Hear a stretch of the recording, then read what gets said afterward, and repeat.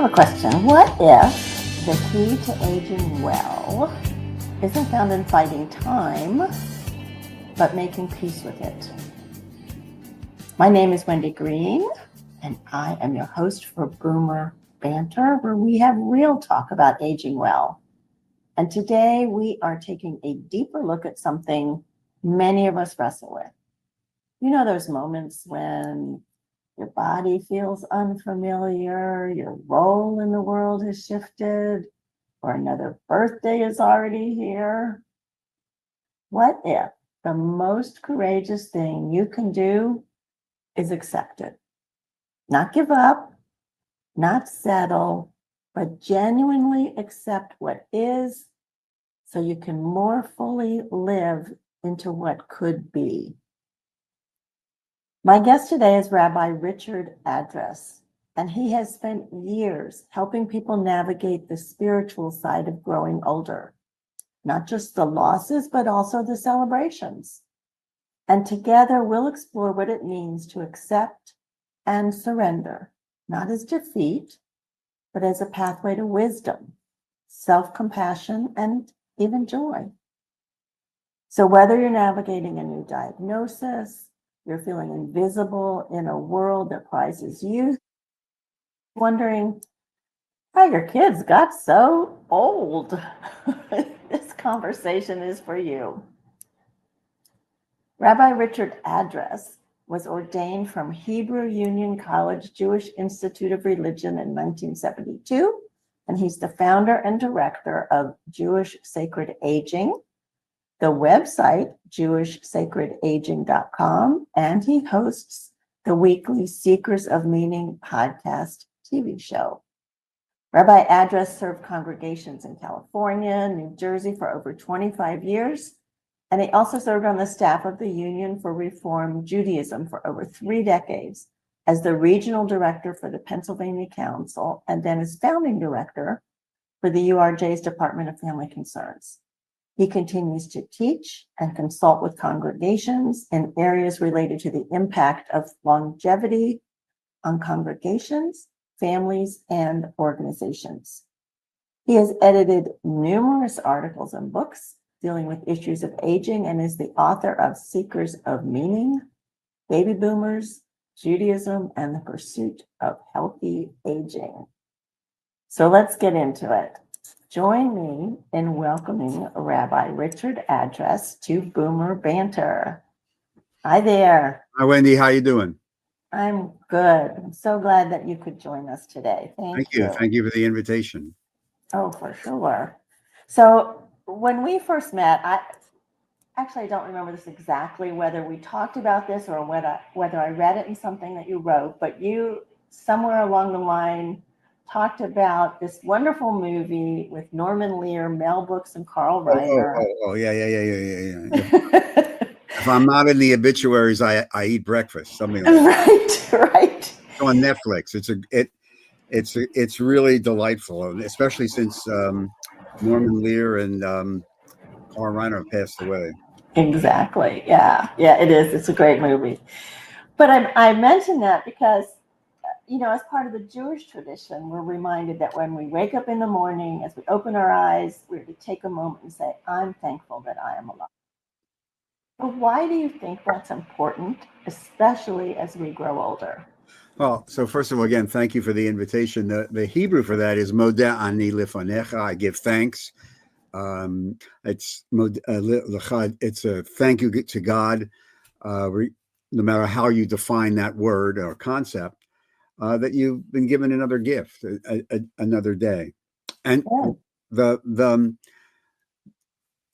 the thrust of Jewish tradition to try to encapsulate the last 3,500 years in a short amount of time is really that we are given a gift every single day of life. And when we go to bed at night, and there's a prayer, a nighttime prayer, which basically talks about this, there's no guarantee that we'll wake up in the morning. This literally just happened with a friend of ours 2 weeks ago. So when you wake up in the morning, you basically say, in essence, as we would say here in New Jersey, Thanks God I got up. Right. I have I have another day. And so the tradition basically says, okay, well, what are you going to do with that day? What are you going to do with it?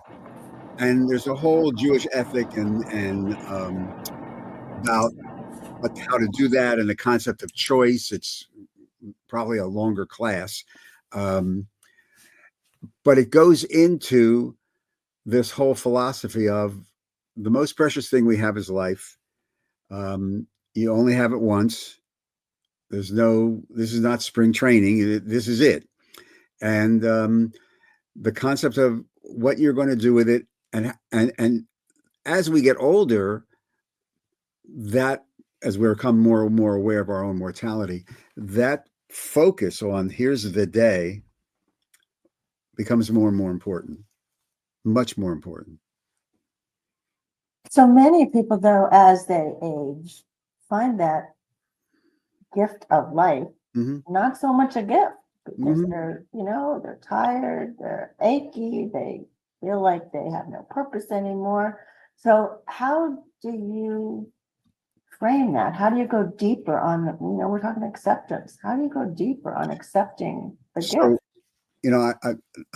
What today's Monday. So last week, and I forget the day, I was sitting with two friends of mine, married, oh gosh, maybe close to 50 years.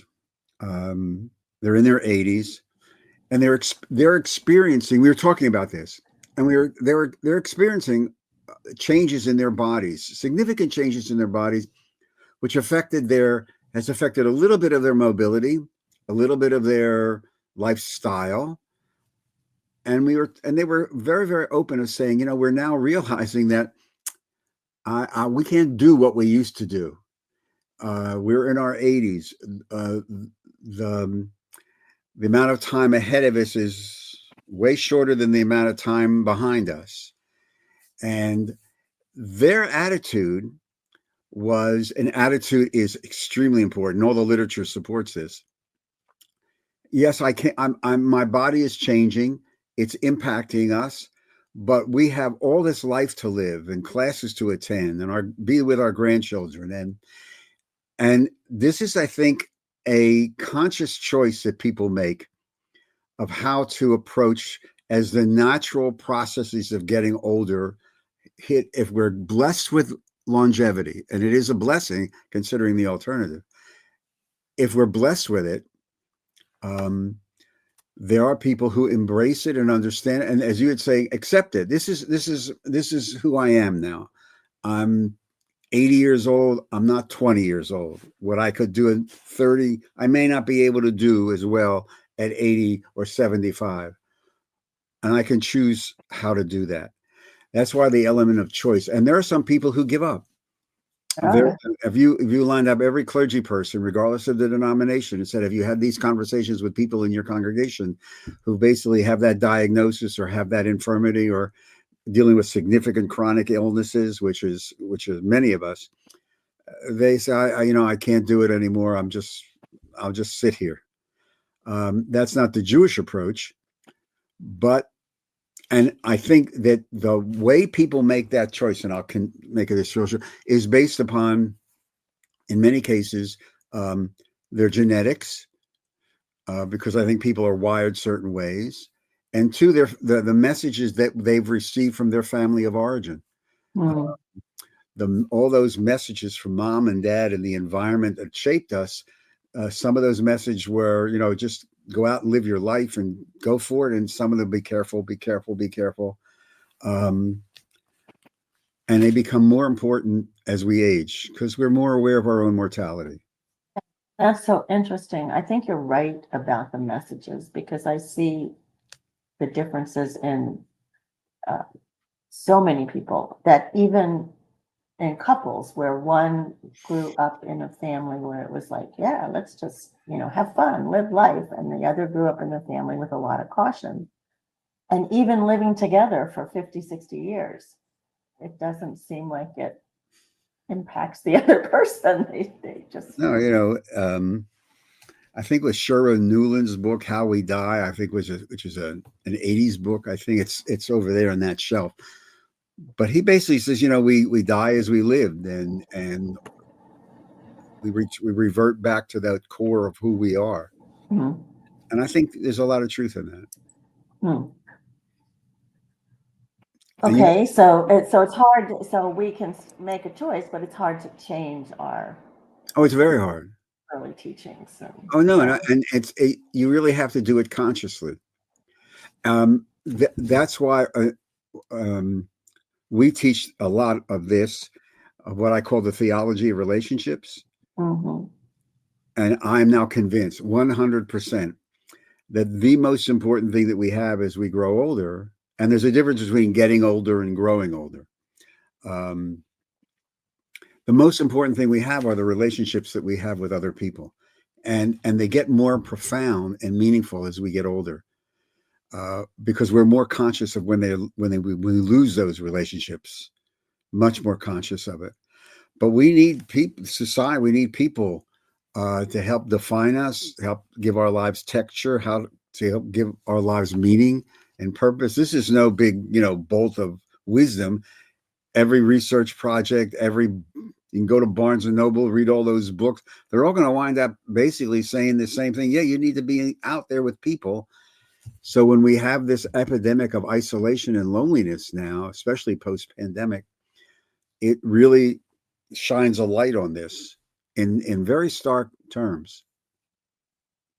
Does and that's something that we talk about here a lot, that relationships are so important. And this month we're talking about relationships, and I think it starts with the relationship we have with ourselves, though. Absolutely. Right? So if we're going to be putting ourselves out there with this woe is me, life is awful kind of demeanor, we're not going to attract the kind of friends that are going to help lift us up. No, we do send out messages, subtle and not so subtle. And there is a difference between existing and living. Yeah. And some people are content to just exist.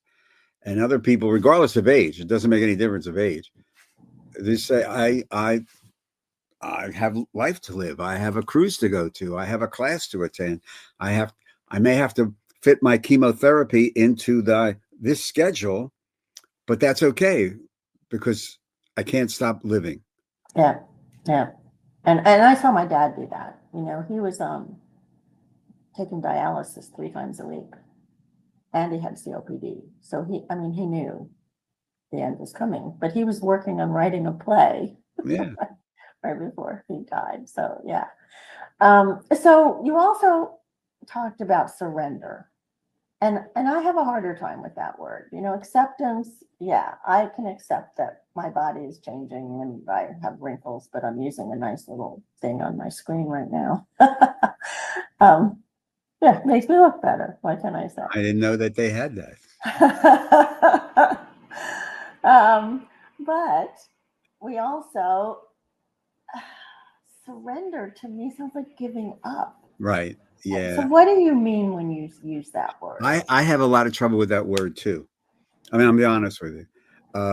Because surrender has the connotation of I give up. Some people give up, by the way.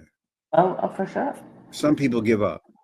Some people, in their acceptance, surrender to the reality of where they are in life or the end of life.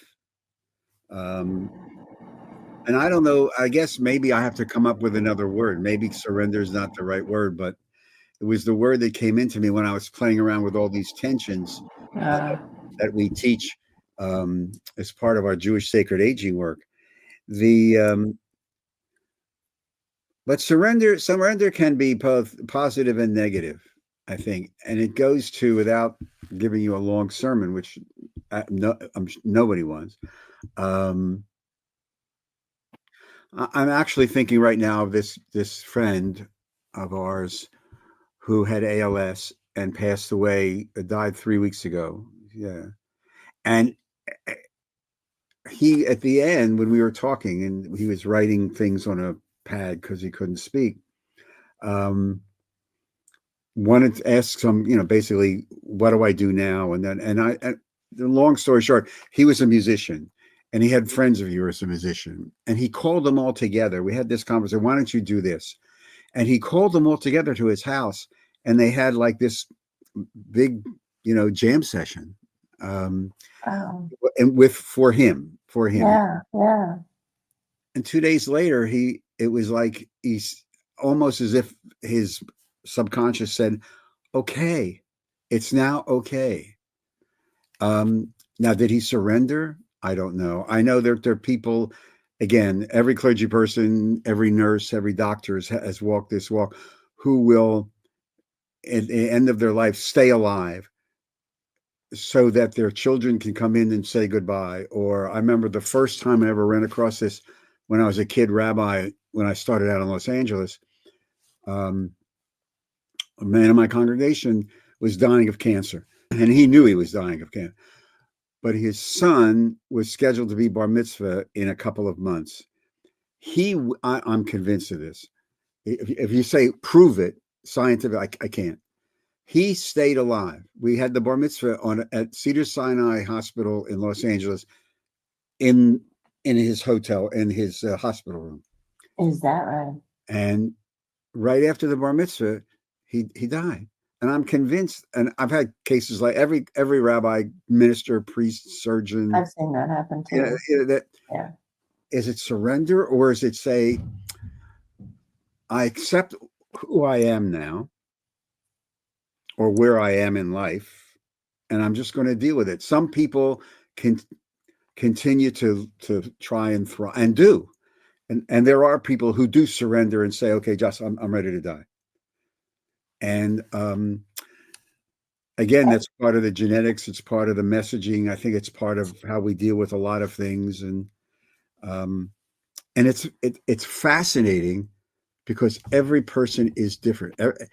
There is, you can't quantify. Every person looks at this because every individual is so unique. I think as I listened to you describe it, though, that does make sense. I certainly have seen what you just described too, but I think there is a sense of almost a peacefulness to the surrender when you get to the end of life and you just finally let go. And it's almost comforting to the family, that you have reached that point of peacefulness with yourself where you can say, Right. okay, If you're lucky. Right. I mean, when you deal with sudden death, you don't get that a different ballgame. If you deal with anticipatory grief, dealing with Alzheimer's, dementia, when people start grieving sometimes a year ahead of time because they know where it is, and that's a different kind of grief. It's a different type of surrender. It's a different type of acceptance. So and this is why this is so, in many ways, complex, because it really is individual. It's hard to make a blanket statement about this. It's like caregiving. We do a lot of work in caregiving, and in fact, the podcast this week is featuring the guy from Barry Jacobs, who's AARP's caregiving guru. You can go to Barnes and Noble to read every single book on caring for your aging parents. Doesn't mean anything. I mean, because everybody does it differently, and every situation is unique. That's why in a lot of these conversations, it's hard to make generalizations. Yeah, and that leads me into, we've been talking about accepting the changes in ourselves, some surrender, but we also have to think about the acceptance of aging parents, an aging spouse, or a spouse that has some kind of, end of life illness, and caring for them. Of course, you hopefully are doing it in a loving way, but it's also frustrating. It's also difficult to see the changes happening. And I'm wondering, in your courses and in the teachings that you've learned in the study of Judaism and the Torah, if there are specific guidance for caring, for accepting our aging loved ones. Oh yeah. Did you have like 2 hours? Because Well, we did talk about that no, initially. no, no. The reality is the beauty of the Jewish tradition is it really handles this. It comes from the fifth commandment, which is honor your father and mother, or respect your mother and father, um, which is repeated 3 times in the Torah, in Exodus, Leviticus, and Deuteronomy. And then in the Talmud, which is basically 5th, 6th century of the Common Era, there's a whole discussion in the Talmudic section called Kiddushin on what does it mean to honor and what does it mean to respect, and their guidance. That usually talks about even how who pays for things, but we pay for time. There are explanatory stories like we call midrash that even talk about the rewards and punishment of caring and what you're supposed to do. There are questions raised in the tradition about you're commanded to honor and you're commanded to respect. You're not commanded to love. Yeah. And what happens if you're dealing with an abusive parent? Really, does that concept of honor and respect still hold true? So there's the discussions in the tradition up to right where we're and this being still, we talk about this a lot in the caregiving workshop, is very, very real. I mean, it is very, very, very present. What does it mean to honor and what does it mean to respect? The concept of dignity, that you're never allowed to take away a person's dignity, very relevant in the contemporary world, because you can go to a nursing home probably within 2 or 3 blocks of where you are, and definitely where I am in southern New Jersey. And there are people who are very, very, very much alone and whose dignity has been really compromised. And so the tradition talks about what is the concept of dignity? And when you add in all the discussions of end of life, and now that you add in where I live in New Jersey, and there's 10 other jurisdictions of medical aid in dying, which is now being in the state legislature in New York. These concepts are not ancient. These conversations are very, very, very real, and our tradition speaks to them. And with great sense of humanity and sensitivity, and with the understanding always that the idea that we're being created in a sacred image takes precedence, but also the concept of, and this is a contemporary, the challenge of autonomy. How much control do I have over my own body, my own health, or is it totally up to God? So it's very contemporary. Judaism is fascinating that way. It's unbelievably relevant to what people are living through. You talk about the commandments. We in the Jewish faith are very good at Jewish guilt. I think a lot of people that I've been friends with in the Catholic faith also deal a lot with Catholic guilt. But I know that there are times when I can be very patient, and there are times that I can be like, oh, this is so frustrating. How do you reconcile that so you don't feel guilty about not always being kind and respectful and what you want to be? You want to be that, but it doesn't happen 100% of the time. There's a passage in the end of the Mishnah. There's this book that we assign to around 200 of the Common Era, and there's a section of it called Pirkei Avot, which means in English the sayings of the fathers or ancestors, and they're little pithy sayings, ethical sayings, and they talk a lot about sometimes you don't say things or do things in a moment of crisis, in a moment of anger. And if you look at some of these concepts in some of these, and it's not just in that book, they're scattered all over Jewish tradition, but the understanding that there are times and places where don't say anything. You don't make any judgments. You don't make any in anger or when you're in a tremendous amount of stress. because a lot of times those conversations, statements, or decisions are the wrong ones. Yeah. And it's very, very fascinating. That's why the tradition is so cool, because everybody goes through those moments. And that's why in the contemporary world, so many congregations offer through their care and community programs. They talk about respite care, of allowing the caregiver, because as you know, caregiving can last years. For sure. And it is its own life stage now. I really do believe that sometimes you need just to say, I need to get out of here. Mm-hmm. And there are systems and procedures in place in most communities. And certainly it's one of the benefits of belonging to a faith community, because a lot of these communities, synagogues, churches, mosques, etc., have people who are, or have circumstances or programs that will allow someone to take a time out. You need to go out for lunch. Go ahead. And it varies. So that goes back to the acceptance, right? Accept that you are exhausted. You are at your wit's end. It's very difficult. Take this break. It's Yeah, okay. It's okay. Oh, it's very much okay. And in fact, ethically, morally, you shouldn't be doing anything that would put your loved one in danger. If you're stressed, if you're sick, if you're overwhelmed, you may miss something. So almost to go to the higher value, you need to sometimes take some time. Take some time for me. I need to go out for lunch. I need to get my hair done. Not that I have to worry about that, but, and Right. so, and that's why this is all very, very personal. Mm-hmm. Very personal.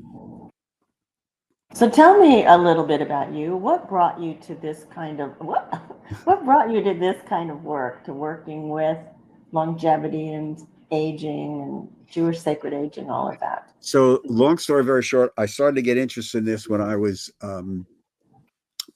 just out of school. My first congregation's in Los Angeles. I was asked to do some work by the director of the region. I started to do some writing about this, research. When I went to work for the Reform movement, they asked me to create programs around caring communities in synagogues. That led to organizing 3 or 4 committees for the movement around caring community, older people, bioethics. That led then to the idea of starting a whole department just around family issues, which they eventually allowed me to do after some lobbying. And so we were creating these programs for the movement. We started to look at the trends in synagogue land and in the Jewish world, which were trending older. Again, that led to a whole series of conferences, a book on aging for congregations, to honor and respect, led to the book that I did write, a bunch of other books that the movement produced. And about 10, 11 years ago, after I got done with my last congregation that I was helping out in one of their emergencies, when the assistant rabbi had taken enough years to qualify seniority to take a larger congregation, it became obvious, because I was asked to do all these things. I just took Jewish sacred aging as my own, and we've been running with it since 2014. And the demographic surveys that we started to crunch in the early part of this century have all come through. According to the Pew report of 2020, which was the last huge survey of the entire American Jewish community, 50%, over 50%, a little over 50% of our entire community in the United States of America are people over the age of 50. And we're aging faster than the American population. We are not Jewish communities aging faster. Oh yeah. We're not reproducing replacement at the same level that we should be.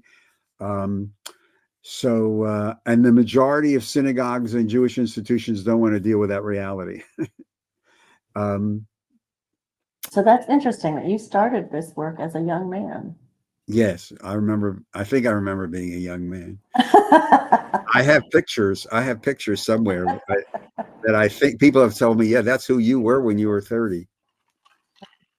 Wow. Well, so maybe you felt very prepared to get older then because you've been studying it. It's actually a lot of fun because the variations and the just the whole look, the baby boomers have restructured American Judaism. They've restructured what it means to grow older, uh, regardless of the age. You know, you have people who are 89, 90. They're not sitting at Shady Acres waiting to die. They're playing golf probably near you right now, and Yeah, they're on their way to a cruise, or they're at some, at some university in their OSHI or their adult learning centers. that's right. It's the whole thing has been restructured in basically in the last half century. So, what do you think is the spiritual or the emotional cost of resisting aging? Well, first of all, you can't resist it because we're all going to die. I mean, Right, right. unless you know something that no one else knows. I don't know that. Um, you know, You know what I mean by that, right? Like we're always trying to look younger, or look, I think we the because last a lot of people lie about their age, Oh, no, no, look, it's very interesting. There's a whole new trend now, of people actually accepting, their age, going gray, stopping coloring their hair and everything. That happened during COVID. Yeah. The last statistic I saw that Americans spend over 60 billion, that's with a B, every year on anti-aging creams, things Yeah, like that, which is a lot of money. it's a lot of money. And and it doesn't work. So I mean, you're going to die. So I mean, that's the word. So the spiritual, and we do a lot. Obviously, I'm not a doctor or a medical doctor.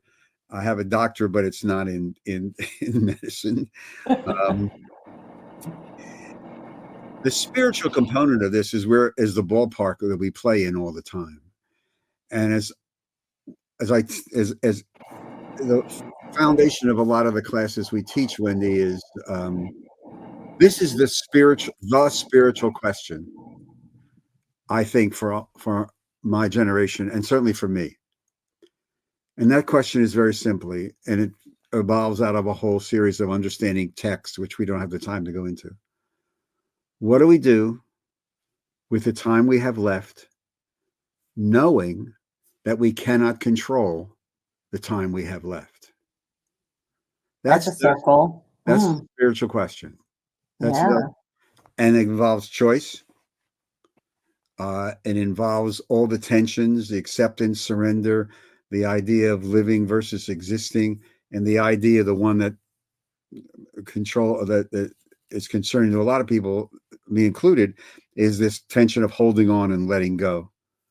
Um, and because the one thing that we can control just about everything else in our life. Um, the one thing that none of us can control, and this is why it's the spiritual question, is time.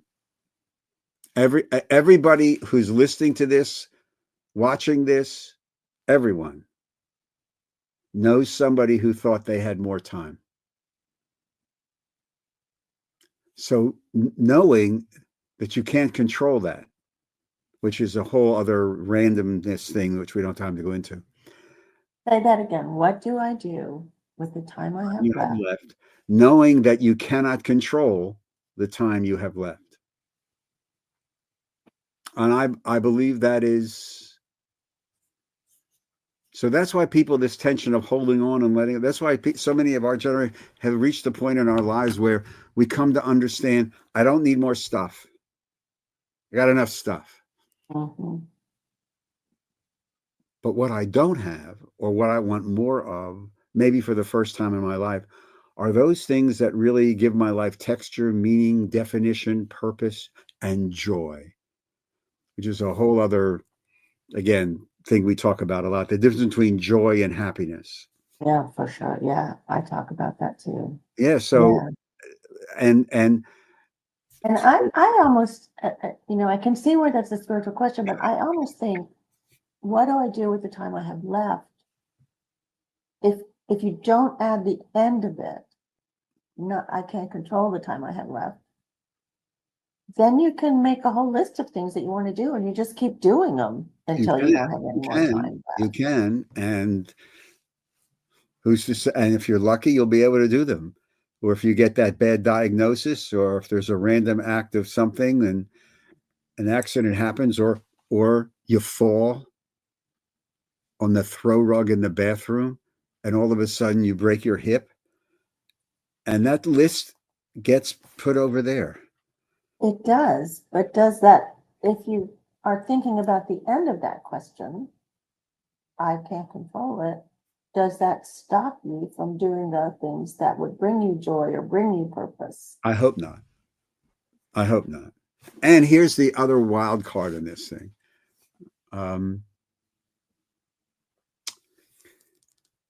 The other wild card, it has to do with socioeconomic class and the ability to even think this thought, because the majority of people in America don't have the luxury of having this conversation, regardless of their age. Regardless of their age, they have to. They're struggling just to make it through the day, Mhm. and so one of the blessings, if you're privileged enough to be able to have this conversation and make these choices, it is a blessing. It is a blessing. So the tradition then says, then you have to share that blessing. You just can't keep it for yourself. However you give back to society, you make donations, you get involved. But if you're and I was having this conversation with a class last week, and somebody like got this way, and I said, look, you're going to leave this class. You get in your car, and you'll drive home. And if you're hungry, you go to your refrigerator, and there's a ton of stuff to. And if you don't like it, you can get in your car and you drive to the supermarket, which is just down the street. Then you turn on your TV, relax, do whatever you want, plan the next trip. The majority of people in the world can't do that. We think they can, but you've traveled enough. There's a certain amount of privilegedness, which is a code language now, which probably has been, but that's part of the gift. If you've been blessed with the ability to have these conversations, to make these choices, our tradition says then you have the obligation to share some of it. So it's back to the beginning. You wake up with gratitude to be alive, Yes. and then what you can give back while you are still here with the time you have left. And not only give back, but also give to yourself. What are Because you you're doing? giving it to you, because it redounds back to you. This to close the circle, that couple that I was having a cup of coffee with last week, um, the wife Jamie, when we were talking about this, and she's dealing with some stuff, physical stuff, body stuff, and she said, Richard, when I get up in the morning and after I do I thank God that I'm alive. The next thing I do, because I don't want to dwell on, I got this, I got that. The next thing I feel it is, what can I do? Ask myself, what can I do today to make the world a better place? Oh, And she does, by the way. It's not theoretically. She and her husband, they actually put into practice um, exactly what she's talking about. But that's a beautiful thing, and it's what can I do to make the? It may be it may very well be, I don't know, just being kind to another person that you bump in, especially in this day and age when nobody's kind to anybody. But if you walk into a store and you smile, it changes, it changes the demeanor a lot of times of the, if it teach some people in Washington to do that, we may be in better shape. But um, but so you're right. That was one of the things my mother said yesterday when we were meeting with my grandkids. She said, my motto in life is just to be kind. you know, it's Speaking of being kind, I should mention to everybody on here that you're on a Seekers of Meaning podcast. We're trading podcasts. And your podcast is going to post on Friday, June 27th on jewishsacredaging.com. So good. I'm sure you'll let people know, but I wanted to make sure that people knew as we're talking now. Oh, well, thank you so much. And I am just so grateful for what you have shared with us. And, I want people to go and look at this website, jewishsacredaging.com, whether you're Jewish or not. Some of the podcasts on there, some of the articles that you write on there are just, they make you think. They're not so long that it's like, oh my gosh, I can't read this whole article, but they're thought-provoking and they're kind. And well, thank you very much. Thank you. Yes, so I really appreciate that. Before we go, just a few things. If this episode resonated with you, certainly share this with your friends, leave a comment, tell me what you're taking away from the conversation. It's always good to hear from you. And if you are thinking, wow, this is definitely a community that I want to be part of, I want you to go to heyboomer.biz and click on the link that says Age Well with Us. And then I will send you a weekly email with fresh insights, inspiring episodes, and sometimes a couple of new surprises. I'll get creative. So it could be your favorite email of the week. So that's heyboomer.biz and click on Age Well with Us. I also wanted to recommend a podcast that a friend of mine does. It's called Older Women and Friends. And the host, Jane Leader, award-winning author, and she talks to women about the joys and challenges of being an older woman. And her goal is to set the record straight, dispel the myths, and explore the many contributions older women make. So it's a great show. I highly recommend it. You can find it anywhere you listen to your podcasts. And as a special bonus, Jane is going to be my guest, co-host, whatever, next week. I'm doing the second part series of friendship. We talked about what we learned as early friends, and now we're going to talk about the loneliness and how difficult it is to make friends as we age and losing friends as we age, and all of that. As Richard was saying, we need those relationships. It should be really interesting. Jane's turning 80 in July. I'm turning 72 in August. So we'll have two different perspectives of how that works and why making friends feels harder and how to build some of those connections. So I hope you will join us there. Rabbi Address, thank you so much. Thank you, Wendy. Thank you for the invitation. Stay safe and stay healthy and be kind. See you all next week. Bye-bye. Thank you.